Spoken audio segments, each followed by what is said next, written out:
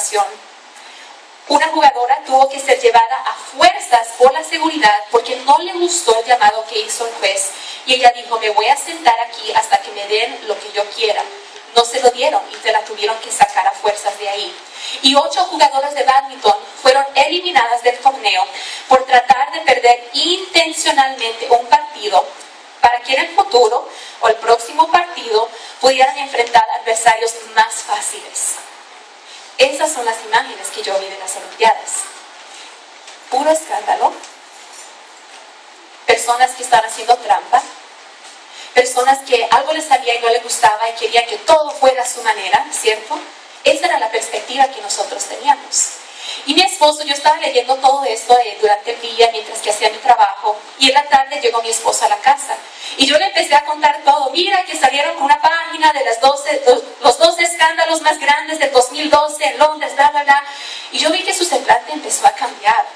Y cuando terminé de contarle todo lo que había leído, él dijo, wow, esta conversación como que muy agotadora, ya me siento triste, me siento deprimido, ya no tengo ganas de hacer nada. Y es cierto, cuando nosotros escuchamos noticias que no son gratas, nuestro semblante empieza a cambiar, ¿cierto? Empezamos a sentir quizás una depresión, desaliento, tristeza. Y las historias que solo se tratan de escándalo temporáneo como estos es algo quizás liviano. Pero ¿qué es lo que nosotros sentimos cuando escuchamos de una maldad más seria? Empezamos a sentir ese calor que viene dentro de nosotros, ¿cierto? Como dice un dicho, empieza a burbujar la sangre, ¿cierto? Y nos sienta como un poquito de rabia, un poquito de enojo, te frustras. ¿Cómo nos sentimos cuando esa maldad fue hecha contra nosotros? ¿Cómo nos sentimos? ¿Qué hacemos cuando escuchamos acerca de justicia? ¿Cómo reaccionamos cuando escuchamos que los impíos prosperan cuando el hombre justo todavía está sufriendo? ¿Nos encontramos enojados por aparentes irregularidades de esta vida? ¿O respondemos de una manera que honra a Dios? Hay un salmo escrito, y es el salmo que Ángel acaba de leer, el Salmo 37, que fue escrito por el rey David, y trata exactamente de ese tema. Es el contraste entre la vida del hombre justo y el impío. Habla acerca de la gran enigma entre la prosperidad del impío y la aflicción del justo, y lo trata a la luz del futuro. En otras palabras, lo que está pasando ahora va a afectar el futuro del justo y el impío. Nos recuerda cuál es la herencia del Hijo de Dios y qué es lo que le espera al hombre malvado.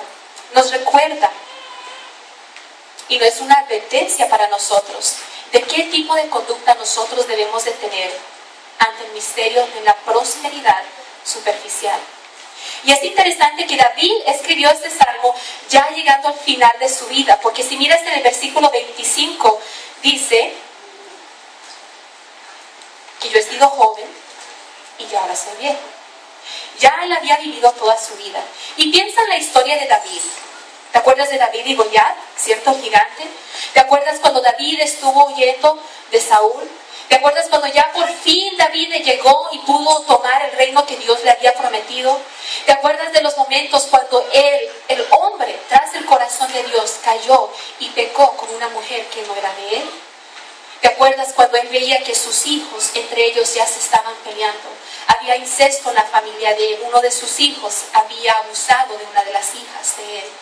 Él veía que entre los hermanos ya se estaban peleando. Su hijo Salomón, que ya estaba a punto de tomar el reino y de tomar el trono, él estaba bajo la opresión de otro hermano que quería quitárselo a fuerzas. Este es el punto en que se encuentra David. Y yo pienso, como dijo un pastor que comentaba sobre este pasaje, este salmo no solo fue dirigido al pueblo de Israel, quienes veían que todos los malvados, todos los impíos alrededor de ellos estaban prosperando, más el reino de David y más el pueblo de Israel todavía estaban sufriendo en algunas áreas. Yo no pienso que solamente fue para ellos, yo pienso que David escribió eso para él mismo y para sus hijos. Porque él ya sabía que por causa de su pecado, que algún día el trono iba a ser arrancado de la familia de él, aunque un descendiente de David siempre iba a estar, y eso será por medio de Jesucristo, pero él ya sabía que sus hijos iban a sufrir por causa de su pecado.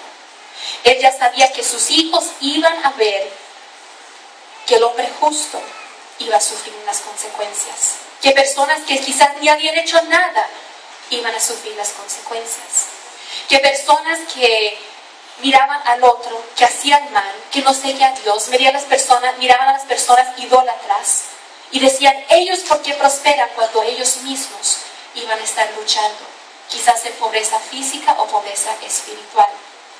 Así que yo creo que Él lo escribió para Él mismo, para su familia, sus hijos, que se iban a quedar aquí en la tierra, tanto como para el pueblo de Israel. Así que Él empieza este salmo en el versículo 1 con una palabra de acción y dice lo siguiente: no te irrites a causa de los impíos, ni envidies los que cometen justicias. No te irrites. Es interesante que la palabra irrites significa literalmente lo siguiente: preocupación y ansiedad, el apuro y la agitación hasta el punto de encenderse como un fuego. ¿Algunos han sentido eso alguna vez? Cuando has visto que algo injusto ha pasado, quizás contra ti, contra un familiar, contra un ser querido, y uno siente como si fuera un fuego que nace dentro de ti, pero no algo agradable, es algo de venganza, ¿cierto? Uno siente ese enojo. Puede ser la agitación hasta el punto de encender como un fuego, sentir calor, estar disgusto, enojado, enfadado, hasta el punto que sentir que dentro de ti arde un fuego y ponerse rojo por preocuparse innecesariamente. Eso es lo que significa esa palabra pequeñita. No dejes que ese fuego de la ira encienda en ti, dice el salmista. No envidies a los que cometen injusticias. En el versículo 3, Él dice, confía en el Señor y haz el bien. Establécete en la tierra y mantente fiel. Continúa la palabra de acción, ¿cierto? La primera era no te irrites. Ahora dice, confía en Dios y haz el bien. Nuestra naturaleza humana, cuando nosotros vemos que alguien rompe la ley y que ellos todavía prosperan, es que decimos, pues, esto no es justo, ¿cierto? No debería de ser así, y quizás es cierto.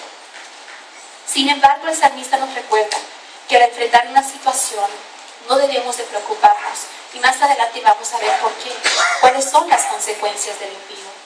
Confía en el Señor, pues Él es digno de nuestra confianza. La fe cura la preocupación y la ansiedad. ¿Habían pensado en eso alguna vez? La fe en Dios cura esa ansiedad, esa preocupación. Hay que mirar la situación como un libro, y mi abuelo lo ilustraba de esta manera. Cuando estás en una situación difícil, cuando tú no entiendes todo lo que está pasando, es como si estuvieras leyendo un libro así. No tienes al frente su cara, no ves nada, solo ves lo que estás leyendo, ¿cierto? Pero cuando bajas el libro, no solo ves lo que está pasando, la historia que estás leyendo, pero miras todo lo que está pasando alrededor. Ya ves el panorama entero, ¿cierto? Y eso es básicamente lo que el salmista quiere decir aquí. Cuando tú confías en el Señor, cuando haces el bien, creo que están apagando las luces para que no haga tanto calor. No es para que se vayan, no los estamos echando, ¿ok? Para que no haga tanto calor. Creo que el salmista está diciendo exactamente eso. Cuando bajas ese libro de tu rostro, puedes ver la imagen entera. Si continúas a hacer el bien, si continúas a confiar en el Señor, podrás establecerte en la tierra y así te podrás mantener fiel. Cuando nosotros miramos la situación a la luz de lo que está pasando, solo vemos lo que está al frente, la injusticia. Sentimos celos por la prosperidad del impío y ansiedad por nuestra situación actual. Sin embargo, la fe tiene esta característica. Nos hace mirar a través de los ojos del futuro, lo que ha de venir, no solo lo que está pasando ahorita. Y nos hace ver las cosas como son verdaderamente. Así que nosotros podemos ver todo el panorama, que el fin del impío llegará pronto y que el rescate del justo también vendrá. En el versículo 12 él dice, porque pronto se marchitan como la hierba, pronto se secan como el verdor del pasto. Ahora, si algunos de ustedes han visitado nuestra casa, saben que los últimos 2-3 años, mi esposo y yo hemos tomado mucho interés en expandir nuestro pequeño jardín que antes teníamos en la parte de atrás. Ya lo expandimos al frente de la casa y hemos incluido plantas de fresas y de algunos vegetales, cosas así. Y esta mañana, cuando nos levantamos con un calor tremendo, mi esposo dijo, tengo que salir a regarle agua a las plantas, ¿cierto? Y sabes, hay algo interesante que está pasando. Y es que todas las plantas que solo solo se usan por un año, ya están empezando a secarse, se están empezando a marchitar, ya están cafecitas, ya casi no toman del agua cuando se los da. Pero tenemos un arbolito pequeño de durazno, apenas lo pusimos este año. Y cuando lo pusimos al principio dijimos, no creo que va a vivir, porque se veía cafecito, como que no tenía vida.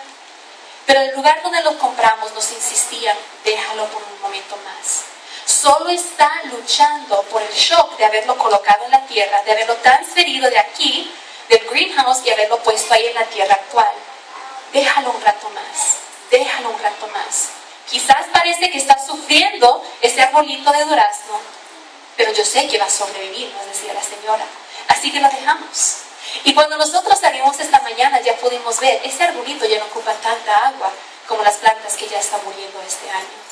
Ya este árbol se estableció, ya ha creado raíces profundas en la tierra. Y cada año que pasa no solo va a crecer este árbol, sino que sus raíces van a ir más profundas. Sin embargo, las otras plantas, las que son solo de un año, ya están empezando a morir.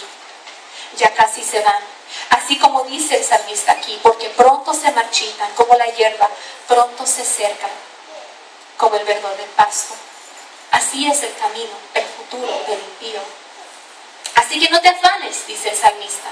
Confía activamente en el Señor y deleítate en Él. Y ahí entramos en el versículo 4. Creo que un versículo que todos no lo sabemos. Deleítate a sí mismo en el Señor y Él te concederá los deseos de tu corazón. Y sabes, no es solo confiar en Dios, pero hacer lo que dice este versículo. Deleítate en Dios. ¿Sabes? Una de las descripciones de esta palabra usada para describir o decir la palabra deleítate es lo siguiente. Es como cuando un hombre tiene un gran banquete al frente de él. Y en vez de solo comer y comer y comer sin darse cuenta de lo que está comiendo, este hombre se siente, con delicadez, toma un pedacito, lo saborea, lo observa, disfruta con todos sus sentidos ese pequeño pedacito del banquete que está al frente de él. Y cuando ya lo ha disfrutado completamente, continúa con otro pedacito. Y así sigue el proceso. Y esa es la palabra que el rey David usa cuando dice, deleítate en el Señor. No es solo una relación pasajera de que oro en la mañana, oro por la comida, de vez en cuando voy a la iglesia. No, es saborear la grandeza de Dios, es deleitarse de estar en su presencia cada día. Cuando Él dice, deleítate, es pasar suficiente tiempo con Dios, que tus deseos y tus anhelos lleguen a ser los deseos de Dios. Muchas personas han tomado este versículo, quizás evangelistas o algunas personas que no lo han estudiado bien cuando están compartiendo. Nadie de aquí, debo decir eso, nadie de aquí, pero quizás has escuchado que algún evangelista o pastor dice este versículo: deleítate a sí mismo en el Señor y Él te concederá los deseos de tu corazón. En otras palabras, si eres cristiano, si amas a Dios, tendrás mucha prosperidad financiera. Tendrás todo lo que tú quieras, lo que tu corazón desea. Pero eso no es lo que dice el versículo. Cuando yo me deleito en el Señor, cuando yo saboreo que es la gracia del Señor, cuando yo estoy enamorada de Dios, cada día apasionada más de Él, mis deseos ya llegan a ser los deseos de Dios. Mis deseos del ser humano, mis deseos carnales, se pudiera decir, llegan a ser los deseos de Dios. Cambian. Dios puede suplir mis deseos por sus deseos y ya mi voluntad se somete a la voluntad de Dios. Eso es lo que pasa cuando uno se deleita en Dios. Así que ahora leamos el versículo de nuevo. Deleítate en el Señor, o sea, ya he disfrutado de Dios, mis deseos han cambiado, ahora Él puede concederme los deseos de mi corazón. Porque no son los deseos de Emily, ya son los deseos de Dios. Ya es su voluntad para mi vida, no mi voluntad para mi vida. Mi agenda y mi voluntad cambian por la voluntad y los deseos de Dios. Él cambia mis deseos y provee nuevos de acuerdo a su voluntad, no a la mía. Y ahora Dios puede darme mis deseos, pues mis deseos son los de Él y mi perspectiva ha cambiado. El salmista continúa y dice en el versículo 5, encomienda al Señor tu camino, confía en Él y Él actuará. Mira lo que dice el versículo 6. Hará que tu justicia resplandezca como el alba, tu justa causa como el sol del mediodía. Y es posible que usted ha sufrido a causa de la mano de otra persona, a causa de sus palabras, a causa de un hecho, algo que ellos han hecho contra ti. Quizás han difamado su nombre, pero si te encargas de tu carácter, Dios se encarga de tu reputación. Si te encargas de tu carácter, de no darle oportunidad a otra persona para que puedan difamar a su nombre, Dios se encarga de tu reputación. Nosotros no tenemos por qué pelear para decir, mira, es que yo soy esto, esto y esto. Dios se encarga de esa parte. Cuando nosotros somos hijos de Dios y sabemos que estamos viviendo una vida justa delante de Él, no hay por qué afanarnos cuando otros vienen y dicen y nos acusan y quieren hacernos caer. Dios se encarga de esa parte. Deja que Dios sea tu defensor. Aún en esta parte, tu reputación. Más adelante habla acerca de que tus hijos, el nombre de tus hijos serán una bendición. Y otra traducción de eso dice, los nombres de tus hijos serán usados como una bendición. Una de mis películas favoritas se llama Fiddler on the Roof, el violinista encima de la casa. Y habla acerca del proceso de los judíos que estaban viviendo en Rusia, en los años que estaban persiguiendo a los judíos. Y algo interesante pasa.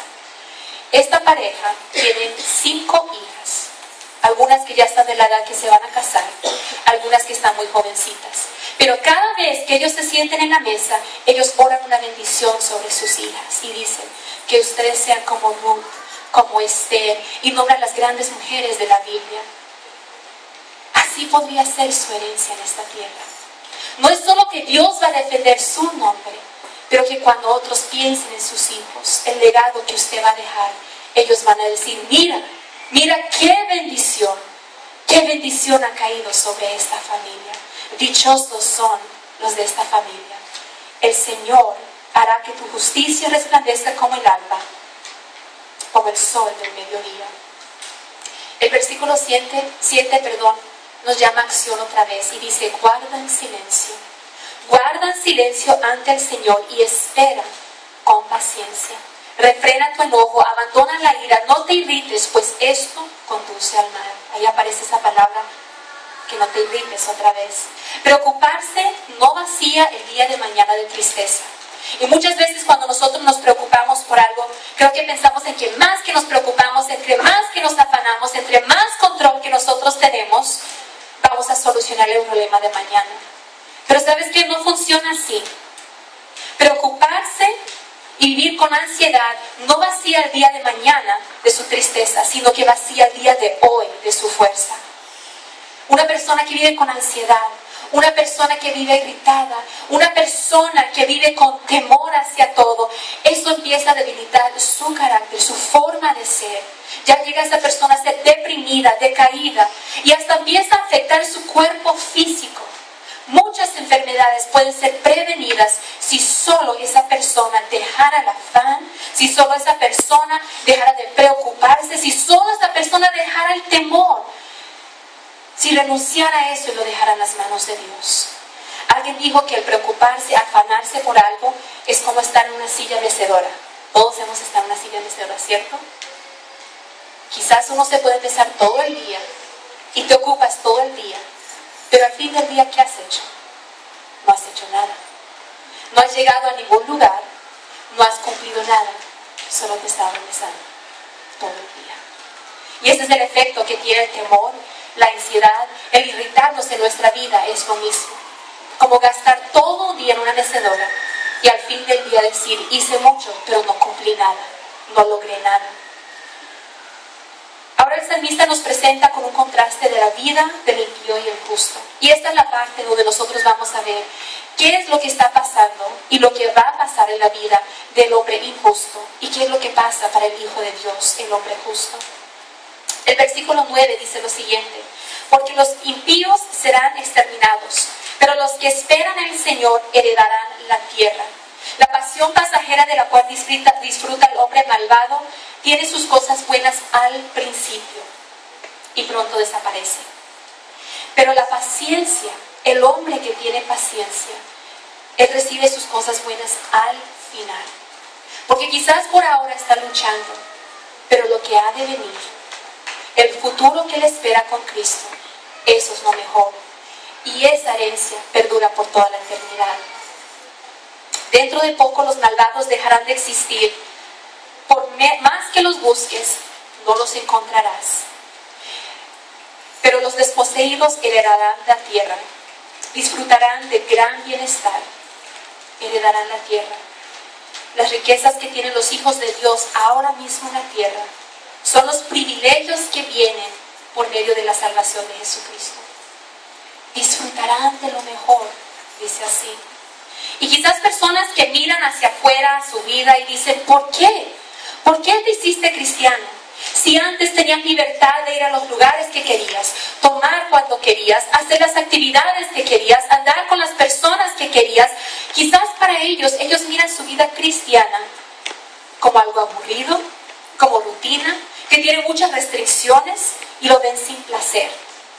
Cuando yo le comentaba a mi esposo acerca de lo que yo quería hablar en este día, lo que Dios había puesto sobre mi corazón, él me recordó de uno de nuestros amigos. Es un hombre que ha sido amigo de mi esposo por muchos años, antes que yo hasta conocía a mi esposo. Y este era un hombre que vivía por sus propios placeres, él vivía por su propia ganancia, él vivía por sí mismo, él vivía libre de cualquier convicción moral y desprovisto de toda alegría. Pero algo pasó a través de los años que Jason le compartía acerca de Dios. Con amor ellos hablaban. Es más, este hombre vino de una familia cristiana. Él conocía de la palabra de Dios. Sabía que era vivir una vida con Cristo. Sin embargo, él decidió tomar una vida donde él vivía por sí mismo, por nadie más. Y llegó el día donde este hombre, este amigo de mi esposo, regresó a los caminos de Dios. ¿Y sabe lo que pasó? Todos sus amigos del pasado le decían, ¿por qué? ¿Por qué cambiaste? ¿Qué ha pasado contigo? Todos le decían, mira, tú ya has cambiado, no eres el mismo. Y él les respondía, es cierto, ahora yo soy feliz. Ahora yo soy libre. Y ellos le decían, pero es que ya tienes mucha restricción, ya no puedes estar con nosotros cuando salimos a hacer cosas indebidas. Y él les dijo, lo que para ustedes parece ser una cadena, para mí es libertad en Cristo. Lo que yo he encontrado en Cristo es una paz verdadera, es libertad, es su salvación que solo llega mediante de una fe en Jesucristo. No te quedes con una actitud de, ay, pobrecito yo. Algún día llegará mi felicidad. Algún día ya voy a ver que justicia vendrá por mí. Algún día vendrá. Mi esposo me decía, ¿sabes qué? Hay personas que viven así. Que dicen, ay, es que esta vida cristiana es tan difícil. Algún día vendrá mi felicidad, pero por ahora sufro. ¡Sufro! ¿Cierto? Y yo digo, ¿qué pasa? ¿Qué pasa con estas personas? Porque no se trata la herencia, es todo lo que ha de venir en el futuro. Cuando llegamos a los cielos, esa herencia empieza ahora mismo. Y empieza con una prosperidad espiritual, es lo que dice el salmista. Deleítate a sí mismo en el Señor y Él te dará los deseos de tu corazón. Mis deseos llegan a ser los deseos de Cristo, que sería una prosperidad espiritual primero que cualquier otra cosa. Y ahí es cuando entramos a vivir esa vida de abundancia. La herencia que Dios te ha prometido comienza con abundancia espiritual. Su día de alegría, de libertad, de abundancia en Cristo es hoy. Ya ha llegado. ¿Cuántos lo creen? ¿Amén? Amén. El salmista continúa y ya empieza con un contraste, con algo que parece un poquito duro. Y yo le voy a ser muy honesta en esto. Cuando yo llegaba a esta parte del Salmo, cuando yo lo leía, como que quería saltar por encima. No me gustaba. No me gustaba que el salmista decía que Dios se iba a reír de los impíos, que su día llegara. Sonaba como que, ¡eh! ¡Ya viene! ¡Van a caer! ¿Cierto? Como que el salmista se estaba regocijando en que otro ser humano iba a caer. Empieza diciendo cosas como lo siguiente. Los malvados sacan la espalda y tensan el arco, pero su propia espalda les atravesará el corazón y su arco quedará hecho pedazos. Es una descripción fuerte de lo que ha de venir para el impío. Y ¿sabes qué? Es la verdad. El salmista estuvo diciendo la verdad. Sin embargo, yo creo que nuestra tendencia humana, la parte humana, quiere decir eso, dele Dios, y dele otra, ¿cierto? Esa es la parte de la venganza. Y a veces creo que nosotros, como seres humanos, confundimos la venganza con la justicia. La venganza, eso viene del ser humano. Es el querer ver a nuestro enemigo caer y que nosotros nos podamos deleitar en eso. Eso viene del ser humano. Me acuerdo que escuchaba de un pastor que vivía en Inglaterra y de ahí vienen unas películas muy famosas de James Bond, Detectivo 007, si lo saben. Y él decía que cuando él estaba joven salió una película de James Bond y él la fue a mirar en el cine. Y dice que el hombre que estaba en contra del detective, del espía, era muy malvado, demasiado malvado. Y él dijo, piénsalo bien, si vas y miras esta película, ¿qué quieres que pase con el hombre malvado? ¿Quieres que de un repente quizás esté cruzando la calle, pum, le pega un carro, muere ahí instantáneamente y no sufre? No. Nuestra tendencia humana, la parte humana de la venganza, dice, nosotros queremos que sufra, que sepa lo que ha de venir y que él sepa que hizo mal, ¿cierto? Si todos lo admitimos, creo que todos lo hemos sentido en alguna vez. Esa es la tendencia humana. Pues él dijo que cuando llegó esta parte de la película, donde el hombre malo ya estaba a punto de morir, lo que estaba pasando es que él estaba peleando con James Bond al punto de una torre donde había una aguja parecida a la Space Needle. Y estaban ahí a punta de la aguja y dándole pelea y pelea, cuando de repente se cae el hombre malo. Pero logra agarrarse así del lado. Y obviamente James Bond, siendo un hombre, ¿cierto?, de buena gracia, que dice, ok, yo lo voy a levantar, no voy a dejar que se caiga, pero no alcanza a agarrar la mano. El hombre empieza a caer 200 pies hacia el piso, y ¿sabe lo que pasa? En el último instante voltea, aunque estaba boca abajo, ya voltea boca arriba, ¡pum!, y mira, y ya está mirando hacia arriba donde está James Bond. Y yo no sé, no soy médica, no soy doctora, pero yo creo que si te caes del Space Needle vas a morir, ¿cierto? Muy mal le va a pasar y yo creo que va a ser la muerte. Sin embargo, este hombre vive. Y él decía, y uno ya podía sentir como la alegría en el cine. ¡Ay, ahora viene lo que le toca! ¿Cierto? Y no solo es que él cae, sino que ahora viene esa aguja. ¿Se acuerdan de la aguja del Space, no es cierto? Así como esa grande, viene y ¡prum!, le atraviesa el corazón y ahí muere. Y él dijo que en el momento que cayó esa aguja, todos los del cine se levantaron, ¡hey!, y empezaron a aplaudir. ¿Has estado en el cine alguna vez cuando han aplaudido? Solo he estado una vez cuando eso ha pasado, y fue cuando algo así similar pasó, que todos se levantaron y empezaron a aplaudir. Pero eso es venganza, eso no es justicia. Justicia es lo que viene de parte de Dios. Justicia que nace del ser de Dios viene porque Dios no tolera el pecado. Yo no creo que Dios se deleita en tener que hacer que el hombre impío sufra. Dios no se deleita en el saber que habrán personas que, aunque más que le insistan, no van a llegar a seguirle a Él y se van a echar a perder al final. Llegarán al lugar del lago de fuego, donde habrá tristeza y dolor por el resto de su vida, por toda la eternidad. Yo no creo que Dios se deleita en eso. Sin embargo, por su forma de ser, por su carácter, Dios que es justo, Dios que es bueno, Dios que es todo amoroso, Él dice, yo no puedo tolerar el pecado. No es que no ama al pecador, es que Él no puede tolerar el pecado dentro de esa persona. Y es por eso que el impío tendrá que pagar un precio muy alto si no cambia de su camino. La comparación del hombre justo y del hombre impío es una advertencia para nosotros. Y yo creo que eso es lo que el salmista quiso decir aquí. No era para que nosotros nos deleitáramos cuando vemos que alguien cae. Era para que nosotros tuviéramos esa advertencia. Es cierto, el impío va a sufrir si no cambia su camino. Pero no estés celoso por lo que él tiene. No codicies lo que tiene el hombre impío. No digas, wow, cómo era mi vida de hermosa antes, cuando no había restricción y ahora soy cristiano y Dios me manda a hacer esto, que sea obediente. El salmista incluye esta porción donde dice acerca de lo que va a pasar al hombre impío, como una advertencia para nosotros, para decir, no andes por el mismo camino, no regreses.